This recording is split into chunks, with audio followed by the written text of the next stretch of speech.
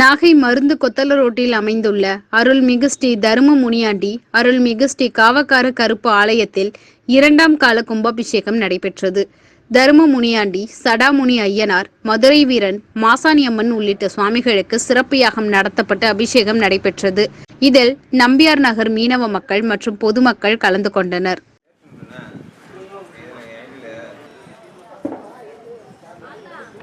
देवदायिन्याय ओम श्रीं क्रीं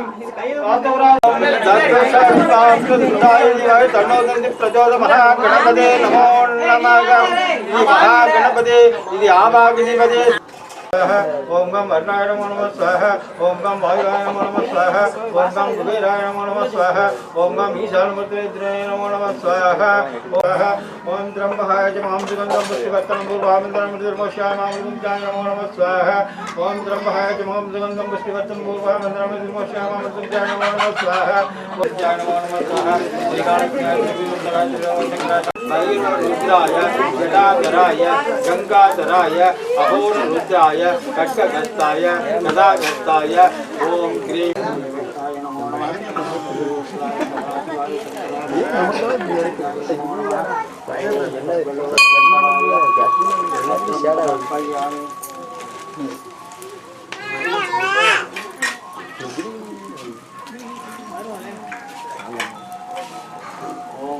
कालिकांबिकाय मातानंदिकाय देवदायिन्याय मनोन्मन्याय महाकालियाय रुद्रकालियाय उग्रकालियाय भद्रकालियाय नमो नमः वस्त्रं समर्पयामि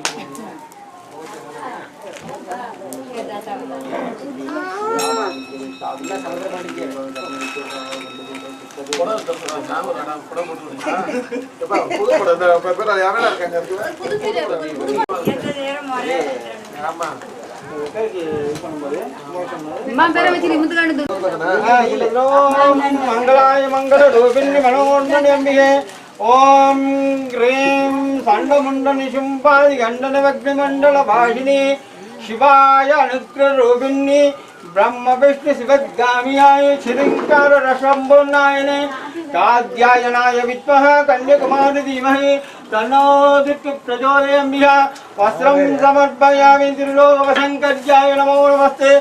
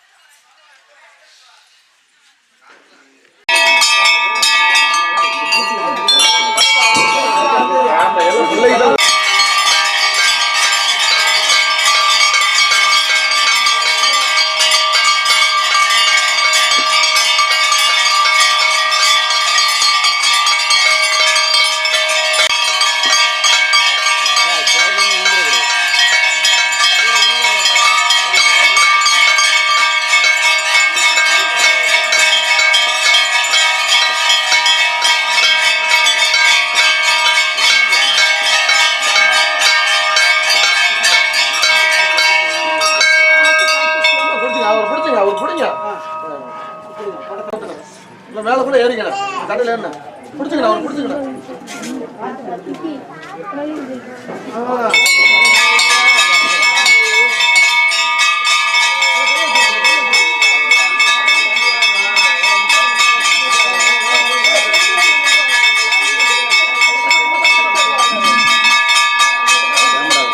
स्वामी परिपूर्ण अनुग्रह आवा विधिपदे विदे भव सन्निधे भव सन्निरुद्धे भव अपकुण्ठिते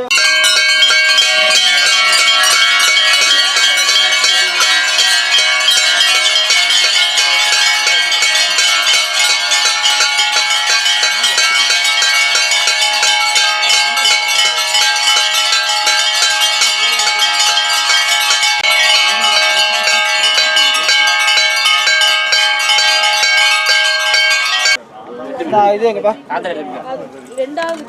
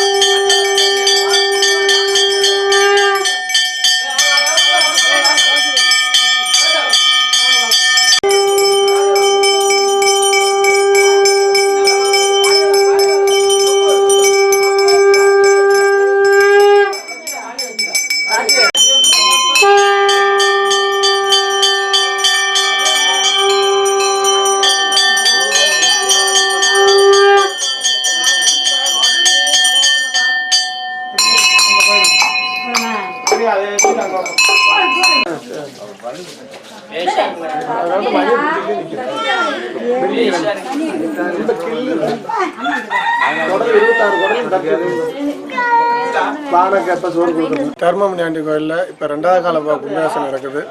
கிட்டத்தட்ட தர்மமுனியாண்டிக்கு பெரிய கருப்பு, சடாமணி, அய்யனார், மதுரை வீரன், பத்திரகாளி, வால்மணீஸ்வரன், காத்தவராயன், பாவடராயன், மயானகாளி இத்தனை பேர்த்துக்கு மாசாணியம்மா எல்லாத்துக்கும் அடிப்பெருவாக இருக்கிறது. தர்மம் வந்து ஒரு 5 வருஷ காலமாக நான் ஆலயப்பணியில் நின்று ஒரு மக்களுக்கு சேவை செஞ்சுக்கிட்டு இருக்கேன். இன்னைக்கு பூஜை நடந்து யாகசாலை பூஜை 2வது கால பூஜை நடந்துக்கிட்டு இருக்கு.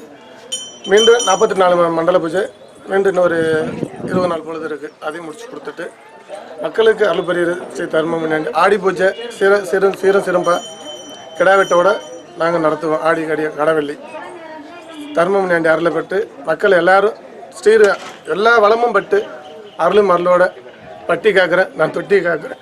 இது முக்கியத்துவம் என்னன்னா நம்பியா நகர் முக்கியத்துவமாக நடத்திக்கிட்டு இருக்காங்க. அவங்களோட நாங்களும் நின்றுக்கிறோம், மக்கள் நிற்கிறோம். நம்பியா நகர் சப்போர்ட்டில் தான் இந்த கோயில் நடந்துக்கிட்டு இருக்கு.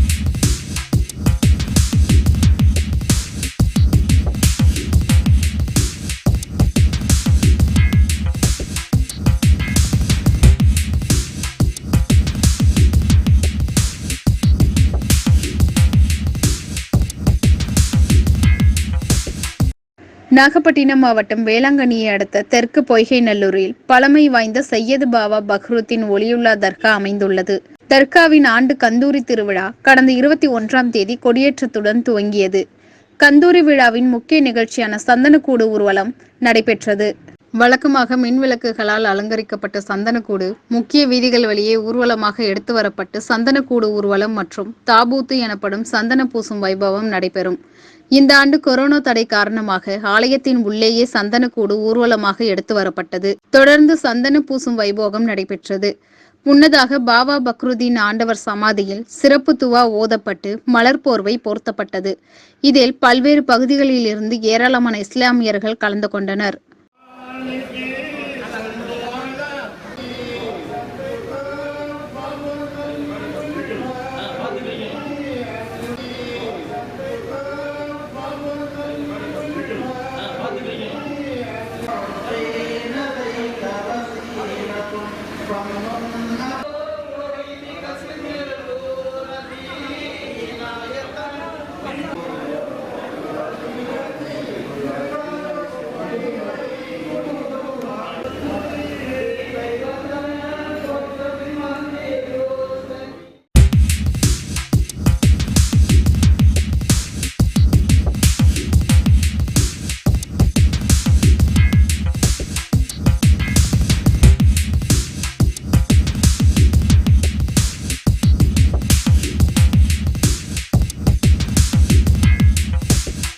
நாகை மாவட்டம் வேதாரண்யம் அடுத்த பிறஞ்சிமூலை பகுதியை சேர்ந்தவர் ரமேஷ்குமார்.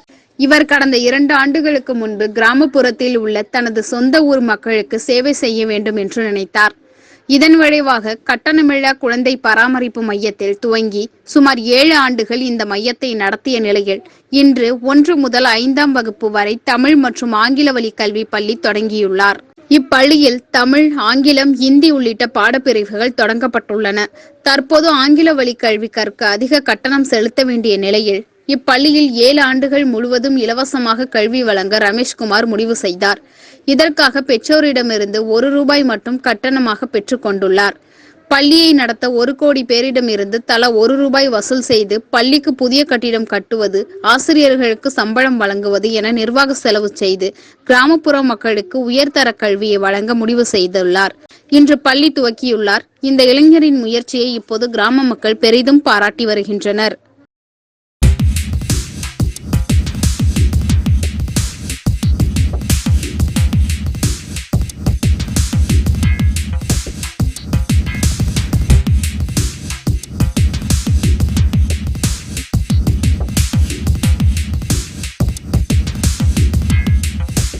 கார்த்திகை மாதத்தில் திங்கட்கிழமை தோறும் சிவாலயங்களில் சோமவாரம் கடைபிடிக்கப்படுகின்றது.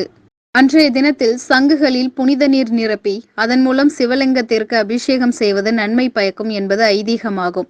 கார்த்திகை மாதம் 3வது திங்கட்கிழமை சோமவாரத்தை முன்னிட்டு புகழ்பெற்ற திருக்கடையூர் அபிராமி அம்மன் சமேத அமிர்த கடேஸ்வரர் ஆலயத்தில் 1008 சங்குகளை கொண்டு சங்காபிஷேகம் நடைபெற்றது. யாகசாலையில் வைத்து பூஜிக்கப்பட்ட புனித நீர் அடங்கிய சங்குகள் மேளதாளங்கள் முழங்க ஊர்வலமாக எடுத்து வரப்பட்டு சுவாமிக்கு அபிஷேகம் நடைபெற்றது. விழாவில் தருமபுரம் ஆதீன 27வது மடாதிபதி ஸ்ரீ மாசிலாமணி தேசிகன் ஞான சம்பந்த பரமாச்சாரிய சுவாமிகள் உள்ளிட்ட திரளான பக்தர்கள் பங்கேற்று சுவாமி தரிசனம் செய்தனர். தொடர்ந்து ஆலய உட்பிரகாரத்தில் சுவாமி, அம்பாள் உள்ளிட்ட பஞ்சமூர்த்திகள் புறப்பாடு நடைபெற்றது.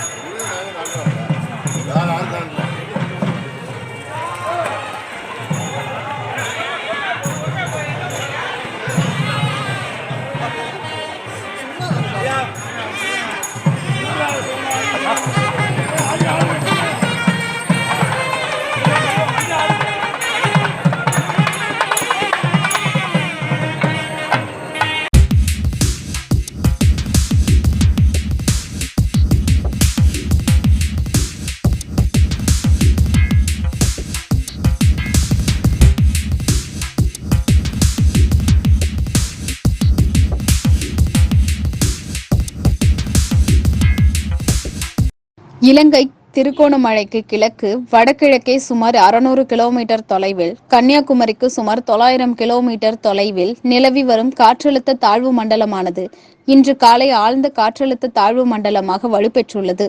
இது அடுத்த 24 மணி நேரத்தில் புயலாக மாற உள்ளது.